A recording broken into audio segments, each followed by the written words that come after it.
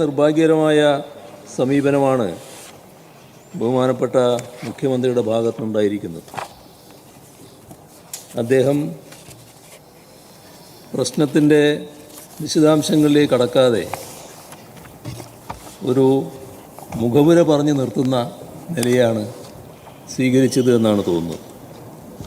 Sir, ഇവിടെ petrol diesel വില വർധനവ് അതീവ ഗുരുതരമായ പ്രതിസന്ധി സൃഷ്ടിച്ചിരിക്കുന്നു. അദ്ദേഹം തന്നെ പറഞ്ഞു, ഇനിയും ആ പ്രതിസന്ധി വർദ്ധിക്കാനാണ് പോകുന്നത്. അത്രയും ഗുരുതരമായ സാഹചര്യം. ബഹുമാനപ്പെട്ട മുഖ്യമന്ത്രി ശരിയായ രീതിയിൽ സൂചിപ്പിച്ചു, ഇതിനിടയാക്കിയത് പശ്ചിമേഷ്യയിൽ ഉടലെടുത്ത പ്രതിസന്ധിയാണ്, യുദ്ധ സാഹചര്യം.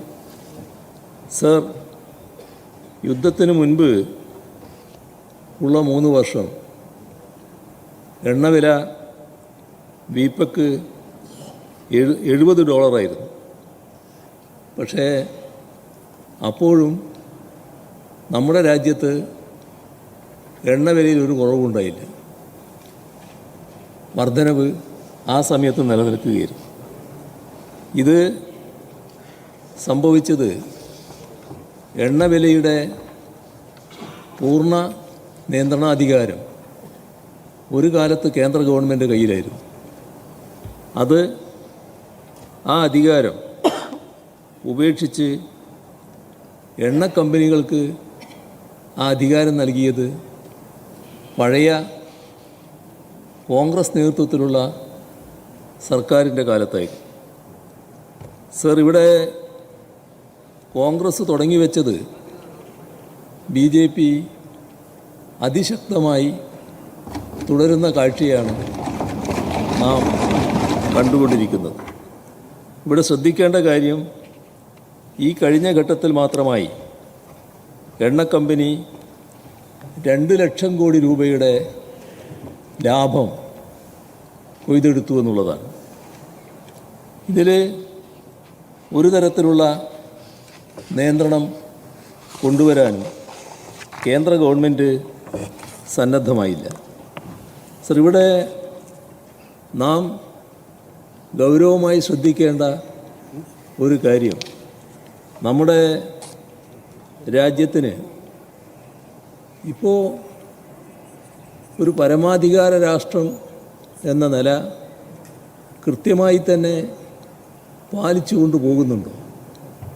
അതും നാം ഗൗരവമായി ആലോചിക്കേണ്ട ഒരു കാര്യമാണ്. വെനിസ്വേലയിൽ നിന്നും റഷ്യയിൽ നിന്നും നമ്മൾ എണ്ണ ഇറക്കുമതി ചെയ്തിരുന്നു. സർ, എന്തിനാണ് അത് നിർത്തിവെച്ചത്? അമേരിക്കക്ക് ട്രംപിന് ഇഷ്ടമല്ല എന്ന് വന്നപ്പോൾ അത് നിർത്തുകയാണ് ചെയ്തത്. സർ, ഇവിടെ ശ്രദ്ധിക്കേണ്ട കാര്യം, റഷ്യയിൽ നിന്ന് ഇറക്കുമതി ചെയ്യുന്ന എണ്ണക്ക് 40% വരെ ഡിസ്കൗണ്ട് അനുവദിച്ചിരുന്നു. അതുപോലും അമേരിക്കയുടെ താൽപ്പര്യത്തിനു വേണ്ടി ഇറക്കുമതി പാടില്ല എന്ന് ട്രംപ് കൽപ്പിച്ചപ്പോൾ അതിന് കീഴ്വഴങ്ങുന്ന നിലയാണ് NDA ഗവൺമെൻറ് സ്വീകരിച്ചത്. സർ, നമ്മുടെ രാജ്യത്ത് ഇതിൻ്റെ ഭാഗമായി ആകെ വിലവർദ്ധനമാണ് ഉണ്ടായിട്ടുള്ളത്. സ്വാഭാവികമായും രാസവളം മുതൽ കൃഷി, യാത്ര, ചരക്ക് ഗതാഗതം, അങ്ങനെ എല്ലാ മേഖലകളിലും രൂക്ഷമായ വിലവർദ്ധനവുണ്ടായിരിക്കുന്നു. വൻതോതിലുള്ള പണപ്പെരുപ്പം രൂക്ഷമാവുകയും ചെയ്തിരിക്കുന്നു. അതൊക്കെ ബഹുമാനപ്പെട്ട മുഖ്യമന്ത്രി തന്നെ അദ്ദേഹത്തിൻ്റെ വിശദീകരണത്തിൽ സമ്മതിക്കുന്നുണ്ട്. സർ, ഇവിടെ ഓർക്കേണ്ട കാര്യം, 2004 പെട്രോളിൻ്റെ വില 33 രൂപ 71 പൈസയായിരുന്നു. 2017 ആയപ്പോൾ 72 രൂപ 26 പൈസയായി. ഇപ്പോഴോ 115 രൂപ 49 പൈസ. ഇതിൽ കേന്ദ്ര സർക്കാർ സ്വീകരിക്കുന്ന സമീപനത്തെ കുറ്റപ്പെടുത്താൻ തയ്യാറാകണ്ടേ? കേന്ദ്ര സർക്കാരിനെ വിമർശിക്കാൻ തയ്യാറാവണ്ടേ? ഈ നിലപാട് സ്വീകരിക്കുന്നത് നമുക്കുണ്ടാക്കുന്ന പ്രയാസങ്ങൾ ശരിയായ രീതിയിൽ ശ്രദ്ധയിൽപ്പെടുത്താൻ തയ്യാറാകണ്ടേ? സർ, നമ്മുടെ പല സംസ്ഥാനങ്ങളിലും LPGക്കുള്ള മൊത്തം വിലയിൽ 57% നികുതി ഇനത്തിലുള്ളതാണ്. ഇതാണ് നാം ശ്രദ്ധിക്കേണ്ട ഒരു കാര്യം. ഓയിൽ ഇൻഡസ്ട്രീസ് ഡിപ്പാർട്ട്മെൻറ്റ് ആക്ട് പ്രകാരമുള്ള ഒരു സെസ് ഉണ്ട്. അതുപയോഗിച്ച് കേന്ദ്രത്തിന് പ്രൈസ് സ്റ്റെബിലൈസേഷൻ സ്കീം നടപ്പാക്കാനാവില്ലേ? അതിനും തയ്യാറാകാത്ത അവസ്ഥയാണ് കേന്ദ്ര ഗവൺമെൻറ് സ്വീകരിക്കുന്നത്. കഴിഞ്ഞ ബജറ്റിൽ കേന്ദ്രം ഏർപ്പെടുത്തിയ എക്സൈസ് ഡ്യൂട്ടി വർധനയുണ്ട്. അത് ഒഴിവാക്കണമെന്ന് സംസ്ഥാനത്തിന് കേന്ദ്രത്തോട് ആവശ്യപ്പെടാമല്ലോ. ഇവിടെ 30.8% നികുതിയും ലിറ്ററിന് 1 രൂപ എന്ന രീതിയിൽ എഡീഷണൽ സെയിൽസ് ടാക്സും 1% സെസ്സും ലിറ്ററിന് 2 രൂപ നിരക്കിൽ സാമൂഹ്യ സുരക്ഷാ സെസ്സും ഏർപ്പെടുത്തിയിട്ടുണ്ട്. ഇതെല്ലാം പെട്രോളിന് ചുമത്തിയിരിക്കുകയാണ്.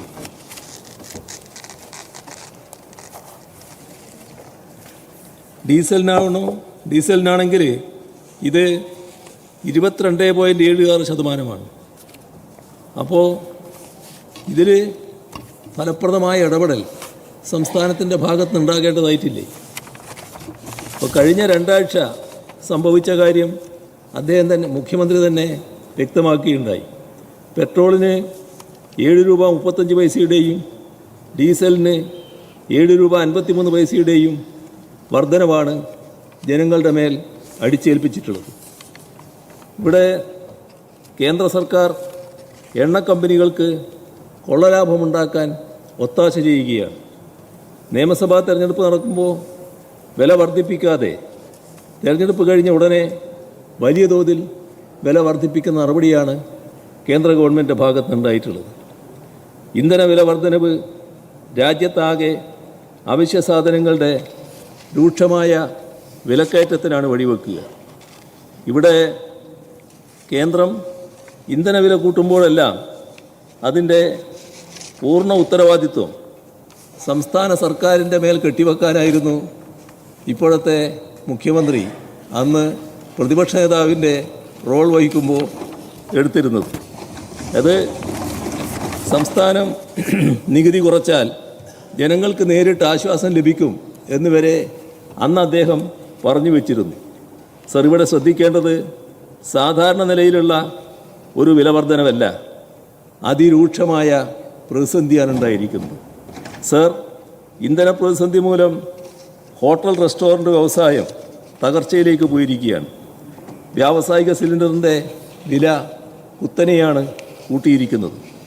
കേരളത്തിൽ 19 കിലോഗ്രാമിൻ്റെ വാണിജ്യ സിലിണ്ടറിൻ്റെ വില 3140 രൂപയാണ്. നേരത്തെ ഇത് 1615 രൂപയായിരുന്നു. നമ്മുടെ സംസ്ഥാനത്തുള്ള 70,000-ഓളം വരുന്ന ഹോട്ടലുകൾ, അവയെല്ലാം വലിയ പ്രതിസന്ധിയിലാണ്. പകുതിയോളം ഹോട്ടലുകൾ അടച്ചുപൂട്ടാൻ നിർബന്ധിതമായിരിക്കുകയാണ്. ബാക്കിയുള്ളവർ മെനു പരിഷ്കരിച്ച് താൽക്കാലികമായി പ്രവർത്തിച്ചു പോരുകയാണ്. ഹോട്ടലുകളിൽ ജോലി ചെയ്യുന്ന ലക്ഷക്കണക്കിന് തൊഴിലാളികൾ ദുരിതത്തിലായിരിക്കുകയാണ്. ഹോട്ടലുകൾ, റെസ്റ്റോറൻറ്റുകൾ, ഇവ മാത്രമല്ല ബേക്കറികൾ, തട്ടുകടകൾ, കാറ്ററിംഗ് സ്ഥാപനങ്ങൾ, ഇവയ്ക്കെല്ലാം ഇന്ധനച്ചെലവ് വല്ലാതെ ഉയരുകയാണ്. ഇത് ഹോട്ടൽ ഭക്ഷണത്തിൻ്റെ വില വർദ്ധിക്കാനിടയാക്കും. സർ, ഇതും നാട്ടിലെ സാധാരണക്കാരെ വലിയ തോതിൽ പ്രതികൂലമായി ബാധിക്കുന്നതാണ്. ഇതിൻ്റെ ഭാഗമായി തന്നെ ഓർഡിനറി സ്വകാര്യ ബസ്സുകൾ, നമ്മുടെ KSRTC, ഇതെല്ലാം വലിയ പ്രതിസന്ധിയിലാകാനാണ് പോകുന്നത്. പ്രതിദിനം 400 മുതൽ 450 കിലോ ലിറ്റർ വരെ ഡീസൽ ഉപയോഗിക്കുന്ന KSRTCയുടെ സാമ്പത്തിക ഭദ്രതയെ ഈ വില വർധനവ് തകിടം മറിക്കാനാണ് പോകുന്നത്.